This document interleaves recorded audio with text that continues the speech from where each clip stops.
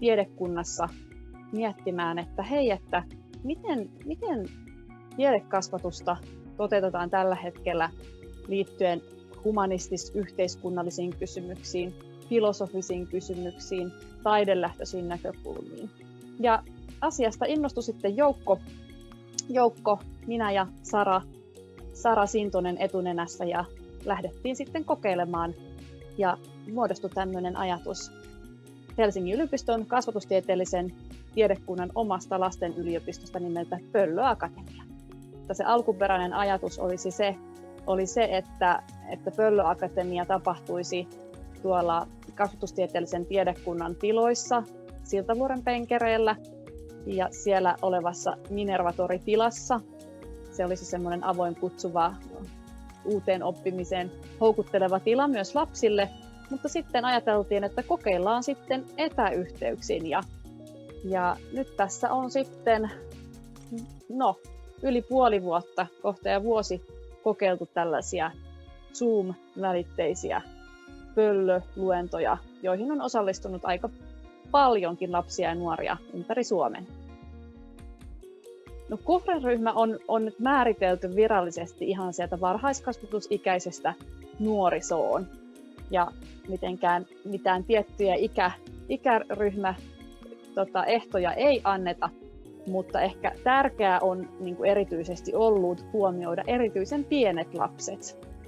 Tähän mennessä on toteutettu alakouluikäisille perusopetuksen oppilaille ja sitten varhaiskasvatusikäisille.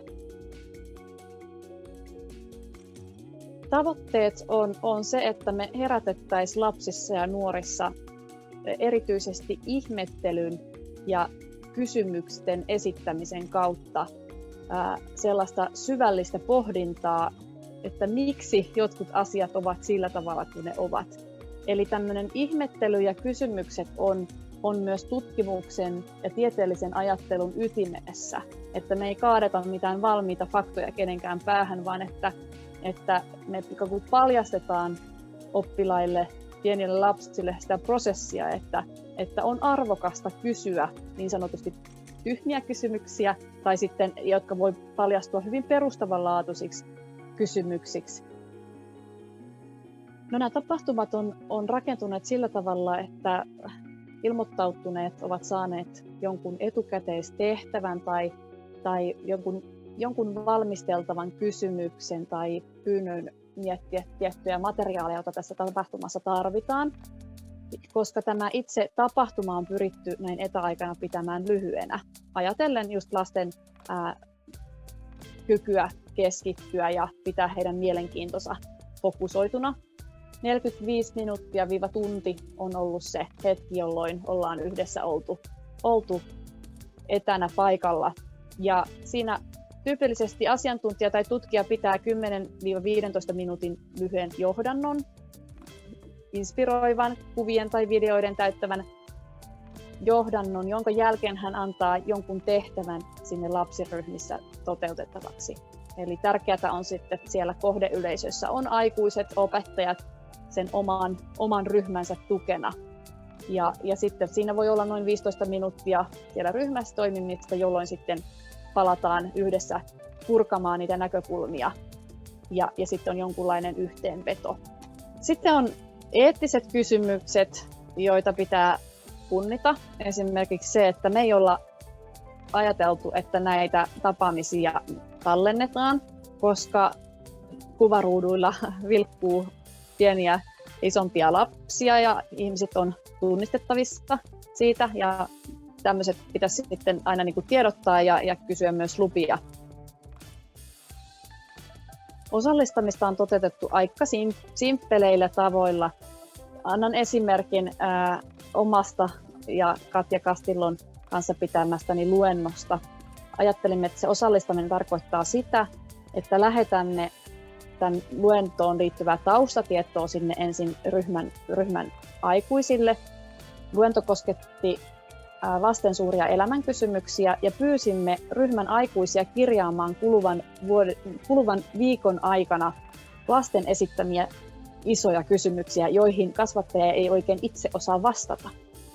Ja sitten saimme tällaisen vyöryn näitä kysymyksiä ja lajittelimme ne 3 kategoriaan. Ja tämä meidän luento perustui siihen, että tosiaan että lapset ovat keksineet, esittäneet kysymyksiä. Me tutkijoina ollaan lähestytty niitä tämmöisen 3 nipun kautta. Mitä te haluaisitte nyt näistä tarkastella? Eli sitten heitettiin pallo taas sinne ryhmään ja siinä luennolla he saivat valita yhden kiinnostavan kysymyksen, josta he lähtivät sitten siinä omassa ryhmässä keskustelemaan.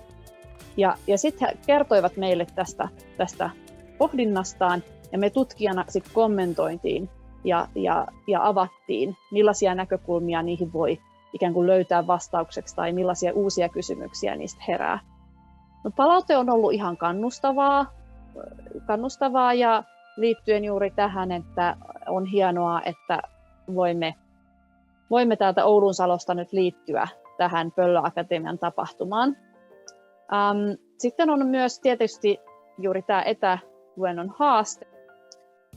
Hyvä etä- tai hybriditapahtuma on minusta sellainen, että vaikka ei voidakaan olla kasvokkain samassa tilassa, niin silti se tilanne lähtee aina siitä yleisön, oppilaiden, lasten ajattelemisesta.